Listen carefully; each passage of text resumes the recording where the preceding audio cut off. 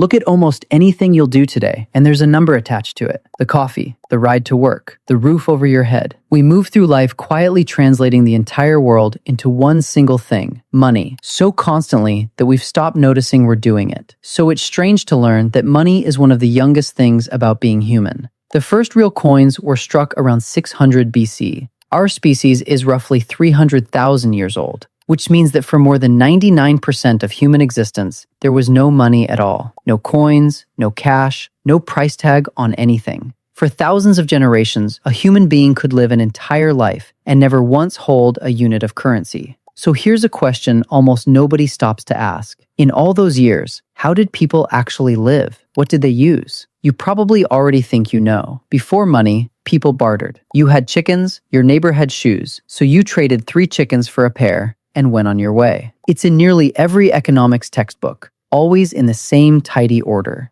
First barter, then money, then credit. There's just one problem with that story. It never happened.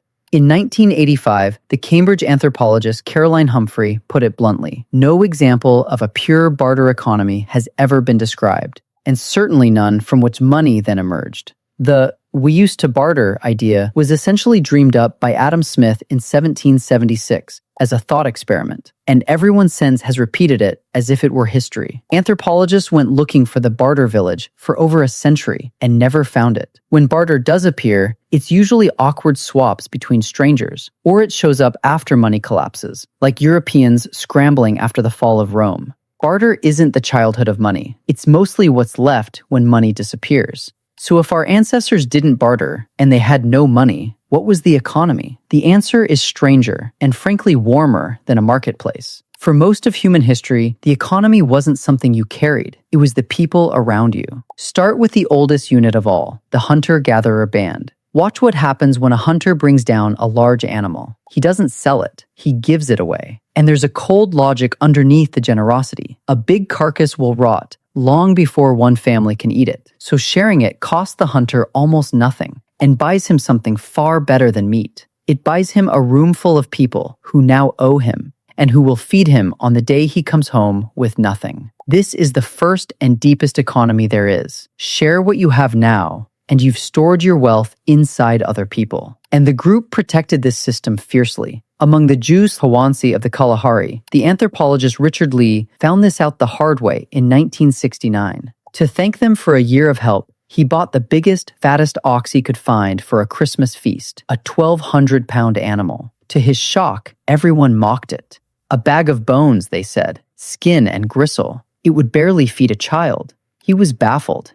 even hurt, until an elder finally explained. When a young man kills a lot of meat, the elder said, he starts to think of himself as a big man, and the rest of us as his servants. So we refuse to praise it. We tease the meat every single time to cool his heart and keep him humble. Anthropologists call this a leveling mechanism, and it tells you everything about a world without money. In a society with no way to get rich, the worst thing you could become was someone who thought he was better than everyone else. The anthropologist Marshall Salins called these foragers the original affluent society, not because they had a lot, but because they wanted little and hoarded nothing. You cannot accumulate a fortune when sharing is the law, and showing off is the one real sin. And when people did hand things to one another, it usually wasn't a trade at all. It was a gift. A century ago, the French sociologist Marcel Mauss noticed something strange about gifts. They're never really free. A gift quietly creates an obligation to accept it, and one day to give something back.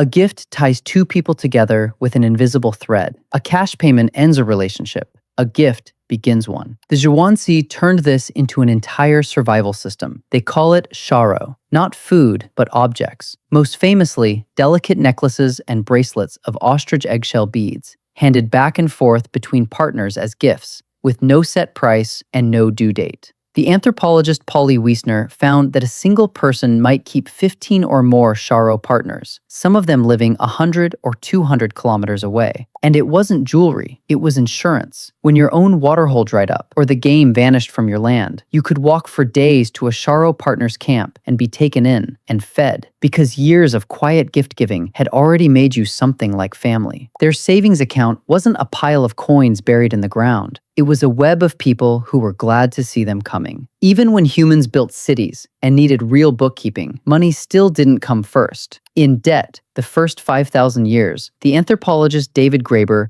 laid out the actual order of events. And it's the exact reverse of the textbook. Credit and debt came first, then money, and barter trailed in, dead last. Some of the oldest writing ever found, Sumerian cuneiform pressed into clay around 5,000 years ago, isn't poetry or prayer. It's accounting, records of who owed what to whom. They measured those debts in a unit called the shekel, originally just a weight of silver, pegged to a matching amount of barley, tallied and stored at the temple. People ran tabs that lasted for years. Long before there were coins, there was debt. And a debt is really just a relationship with a number stuck to it. Even long-distance trade often had nothing to do with getting ahead. Off the coast of New Guinea, the Trobriand Islanders ran something the anthropologist Bronislaw Malinowski described in 1922, the Kula Ring. Men climbed into canoes and crossed open, dangerous ocean to give away two kinds of shell ornament. Red necklaces traveling one way around a great ring of islands,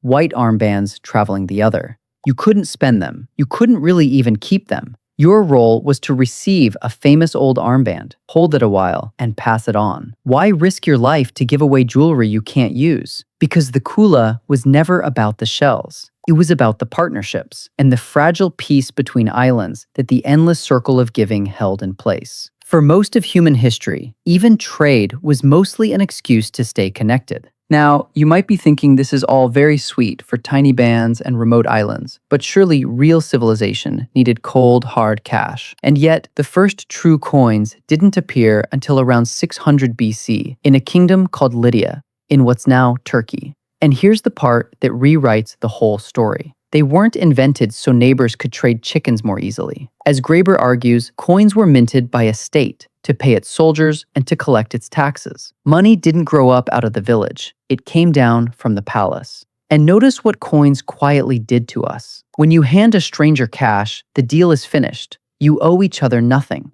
You can both turn and walk away and never think of one another again. That is the genius of money, and it is also the price of it. Money let us do business with strangers, but it also let us stop needing each other. So, what did humans do before money existed? They didn't barter. They shared what would spoil, and they gave gifts that tied them together. And they remembered, for years, exactly who owed whom. The economy wasn't coins, and it wasn't trade. It was memory, obligation, and trust. The simple, constant knowledge that you would need these people again. Money never replaced barter, because barter was never really there. What money quietly replaced was all of that. The keeping track, the leaning on one another. It let us put a number on a relationship, settle it, and walk away clean. And we did walk away. Polly Wiesner watched it happen in real time. Over 44 years among the Jew Tawanzi, she saw cash finally arrive in the Kalahari. And as it did, Sharo, the gift network that had carried these people through droughts for thousands of years,